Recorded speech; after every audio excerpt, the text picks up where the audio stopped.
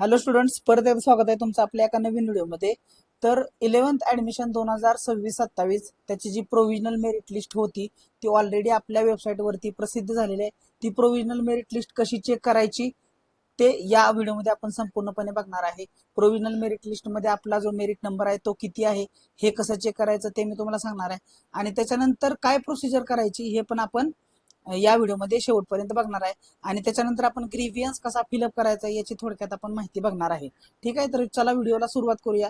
तर आतापर्यंत जर तुम्ही आपल्या चॅनलला सबस्क्राईब केलं नसेल तर चॅनलला सबस्क्राईब करा.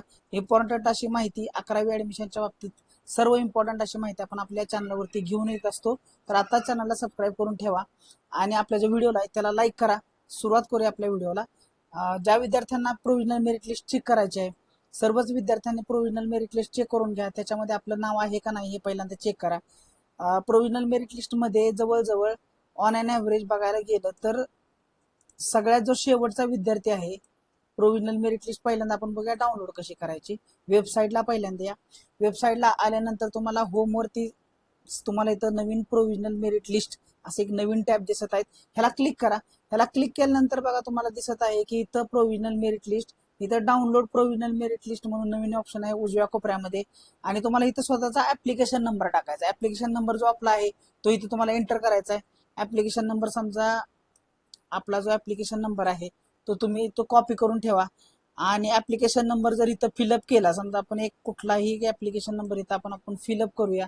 ऍप्लिकेशन नंबर जर फिलअप केला त्याच्यानंतर सर्च वरती क्लिक करा तर तुमचा मेरिट नंबर तुम्हाला दिसून येईल, ऍप्लिकेशन नंबर दिसून येईल, त्याच्यानंतर तुम्हाला मेरिट मार्क्स दिसून येतील आणि मेरिट मार्क्स आउट ऑफ 500 पैकी 199 मार्क्स आणि तुमचा मेरिट नंबर.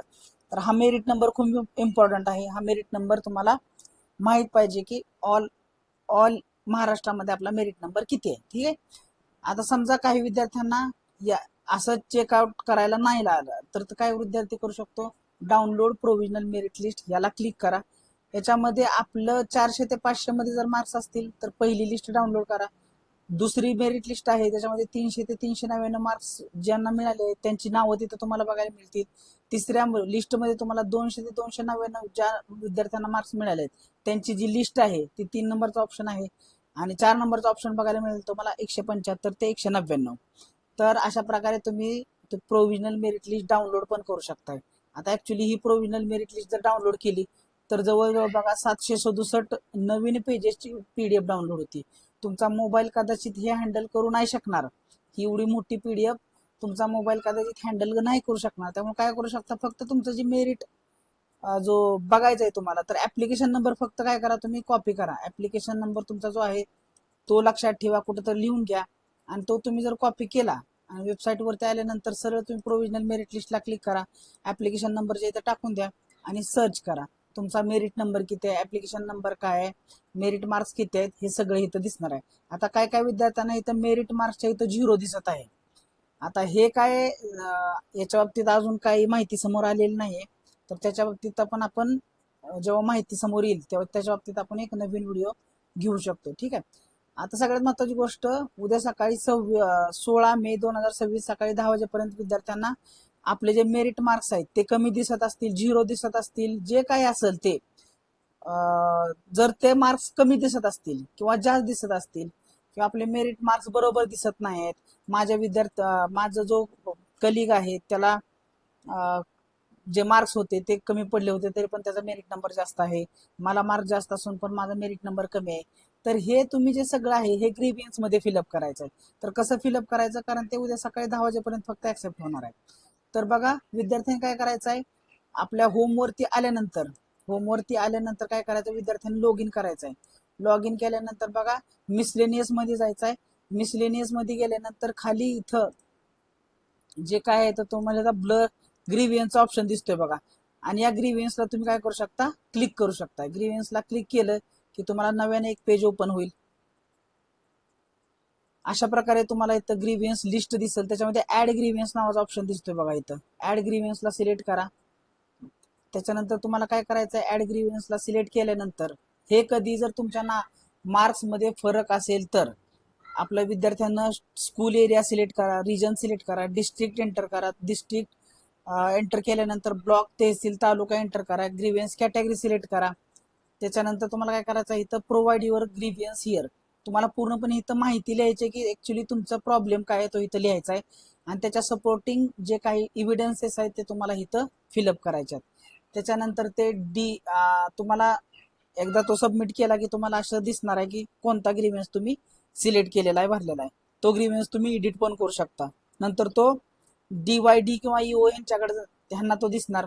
त्यांच्या त्यांच्या रिजन मध्ये प्रत्येकाला जे काही ग्रीव्हन्स सिलेक्ट होतील ते काय करतील, ग्रीव्हन्सेस ची पडताळणी करतील, आणि त्यांनी पडताळणी केल्यानंतर जी काही माहिती असेल एकतर ते रिजेक्ट करतील, ऍक्सेप्ट करतील, किंवा परत महागारी स्टुडंट कडे सेंड करतील. मग स्टुडंट कर जर परत ग्रीव्हियन्स आला तर विद्यार्थ्याला जे काही ऍडिशनल माहिती भरायची असेल तर विद्यार्थी तो ऍडिशनल माहिती भरू शकतोय. आणि त्याच्यानंतर जर तो ग्रीव्हियन्स ऍक्सेप्ट झाला तर विद्यार्थी आपले registration detail, personal details, address details, category and reservation details, qualification details, काही अपलोड रिक्वायरमेंट डॉक्युमेंट्स करायचे असतील तर ते अपलोड करू शकतात. ऍडमिशन फी पे करायची असेल तर ते फी जी पे करू शकतात. आणि अशा प्रकारे तुम्हाला ते OTP टाकून नंतर तुम्हाला तो फॉर्म काय करायचा आहे, ब्लॉक करायचा आहे. अशा प्रकारे माहिती तुम्ही हे सगळी फिलअप करू शकता ग्रीव्हियन्स मध्ये. तर आय होप सगळ्यांना आज जी माहिती आलेली आहे ती सगळी समजलेली आहे. यामध्ये विद्यार्थ्यांना काय डाऊट्स असतील, समजा तुमचा मेरिट नंबर आहे तो कमी दिसत आहे, किंवा ऍप्लिकेशन नंबर आहे त्याच्यामध्ये जे मेरिट मार्क्स दिसत आहेत ते कमी दिसत आहेत, तर अशा वेळेस तुम्ही ग्रीव्हियन्स कुठं फिलअप करायचा हे तुम्हाला संपूर्ण माहिती मिळाली आहे. प्रोव्हिजनल मेरिट लिस्ट कुठं डाउनलोड करायची हे तुम्हाला समजलेलं आहे. आणि याच्यानंतर विद्यार्थ्यांनी काय प्रोसेस करायची आहे, प्रोव्हिजनल मेरिट लिस्ट डिक्लेअर झाल्यानंतर 16 तारखेला, 17 तारखेला, 18, 19, 20 तारखेपर्यंत विद्यार्थ्यांनी काय करायचं आहे याच्या बाबतीत आपण एक स्वतंत्र व्हिडिओ बनवलेला आहे. तो ऑलरेडी आपल्या चॅनलवरती आपण अपलोड केलेला आहे. त्याची लिंक मी तुम्हाला डिस्क्रिप्शन बॉक्स मध्ये देत आहे. तो व्हिडिओ तुम्ही तिथं क्लिक करून बघू शकता, किंवा इथं आय बटन जे आहे त्याच्यावरती तुम्ही जर क्लिक केला तर तो व्हिडिओ संपूर्ण बघून घ्या. प्रोव्हिजनल मेरिट लिस्ट डिक्लेअर झाल्यानंतर पुढची जी काय प्रोसिजर आहे, म्हणजेच जे शेड्यूल आहे, ऍडमिशन शेड्यूल मध्ये 0 राऊंड मध्ये प्रोव्हिजनल मेरिट लिस्ट लागल्यानंतर जी काय प्रोसिजर आहे ते काय काय काय करायचंय पुढं, याच्यावरती स्वतंत्र व्हिडिओ अपलोड केला आहे. त्याची लिंक मी तुम्हाला डिस्क्रिप्शन मध्ये देत आहे, किंवा इथं आय बटन आहे वरती उजव्या कोपऱ्यामध्ये, त्याला क्लिक करून पण तुम्ही बघू शकता. कारण विद्यार्थ्यांना पुढं जे काही डॉक्युमेंट्स लागणार आहेत ते पण मी तिथं सांगितलेले आहेत. तसंच व्यवस्थापन इन हाऊस आणि अल्पसंख्याक कोटामध्ये ज्यांना 0 राऊंड अटप होणार आहे त्यांनी पुढे काय प्रोसिजर करायचे याच्या बाबतीत ऑलरेडी तो व्हिडिओ आपण अपलोड केलेला आहे. जर तुम्हाला याच्या बाबतीत या व्हिडिओमध्ये जे काही डाऊट्स असतील, किंवा तुम्हाला पूर्णपणे ऍडमिशन प्रोसेसमध्ये जर काही डाऊट्स असतील तर तुम्ही इंस्टाग्रामवरती मला रीच आउट करू शकताय, किंवा जो आपले व्हिडिओ आहे त्याचा कमेंट बॉक्स ओपन आहे. जे काही तुमची अडचण असेल तर तुम्ही ती अडचण जी आहे ती मला, आपली जी कॉमेंट आहे तिथं तुम्ही लिहा, मी त्याचे उत्तर देत असतो. ठीक आहे. जर तुम्हाला काय अडचण असेल तर तुम्ही मला रीच आउट करू शकता. Thank you one and all for listening patiently. भेटूया आपण एका नवीन व्हिडिओमध्ये.